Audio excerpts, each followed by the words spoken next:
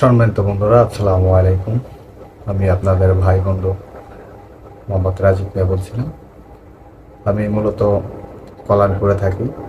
সেই সুবাদে আমার সামনে অনেক গাড়ি যাতায়াত করে, বাস গাড়ি আর কি।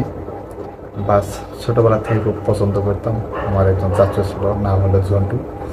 তিনি বাস গাড়ি ড্রাইভার ছিলেন। সে থেকে আর কি এই বাস গাড়ির প্রতি আসক্ত।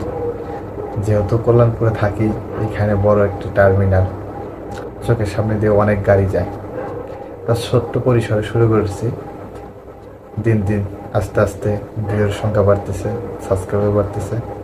আশা করি সকলেই এইভাবে আমার পাশে থাকবেন এবং আমি আপনাদের প্রতিনিয়ত ছোট ছোট এভাবে ভিডিও দিয়ে আনন্দিত করব।